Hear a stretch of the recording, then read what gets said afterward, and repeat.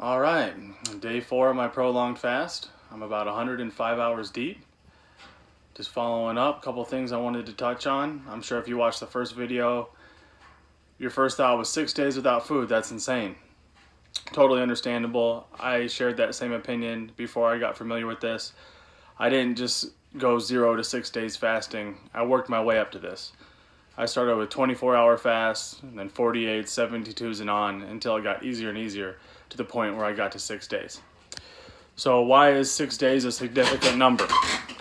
Well, if you're looking for some real autophagy, or cellular recycling is what it stands for, you got to get past at least 5 days for your stem cell count to really kick up and for your body to really go out and eat damaged cells in the body and repair and heal itself.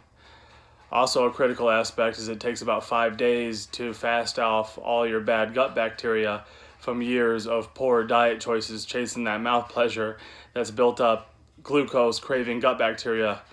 And more studies are coming out on the importance of our gut bacteria. We all know the benefits of probiotics, but about 90 to 90+% of your immune system's in your gut.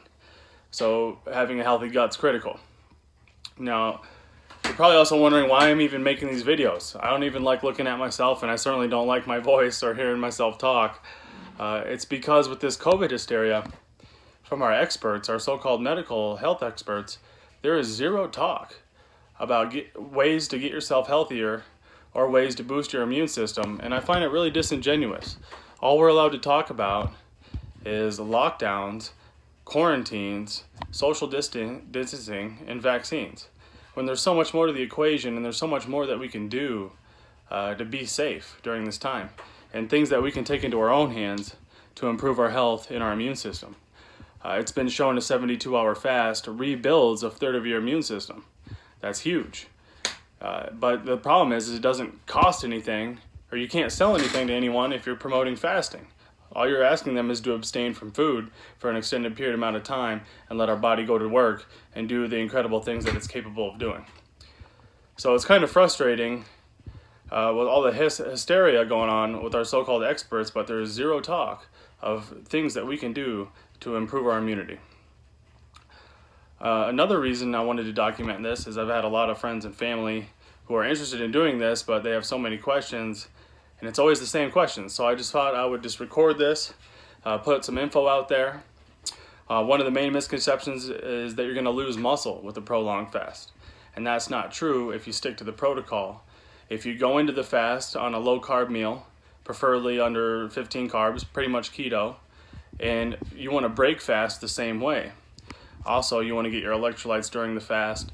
And there's other things you can do to help your gut health and make the fast more beneficial as too, like the apple cider vinegar shots are big time for gut health and promoting good gut bacteria. Another thing I felt was important to talk about is while you're fasting, you don't want to sit on your butt the whole time. You want to remain fairly active. But you don't want to break down muscle tissue because you'll go catabolic, meaning your body will eat its own muscle tissue. Because if you're going to break down that tissue, you're going to need fuel and food to replenish that. Otherwise, your body's got to make do with what it already has, which isn't much at this point. Now, I started this fast at 163 pounds. I've lost about 4 pounds over the 105 hours, but that's because I had very little fat to begin with, so I have very little food on my body. So if you have, the more fat you have on your body, the easier it's going to be, because 1 pound of fat's about 2,000 calories and 60% water. So if you have a little extra on your body, fasting is going to be a lot easier for you. But don't just jump right into 6 days. Get acclimated. Probably the smartest thing you could do is do intermittent fasting first. Shrink a feeding window down to probably 8 hours, and just try to cut back on sugars and carbs and processed foods, and then slowly shrink that window over time. Maybe transition to like a 1 meal a day type format, which I've been doing for a long time, which I know isn't conducive to a lot of lifestyles, so I understand if it's not possible for a lot of people. But whatever you can do to get your inflammation down and get your feeding window tighter is going to help you acclimate and get more fat adapted. That way your body can convert from using glucose or glycogen as fuel to fat and ketones. So phone overheated in the sauna, so just thought I'd finish up here at home. Last few things I wanted to touch on is I strongly encourage you to look up 2016 Medical Nobel Prize. And the other thing I would look up is benefits of sauna. And then a few doctors that have really taught me a lot is Dr. Jason Fung, that's spelled F-U-N-G, Dr. Boz, that's spelled B-O-Z, and then Dr. David Jockers, spells just like it sounds. They have a ton of great content out there. I learned a lot from them.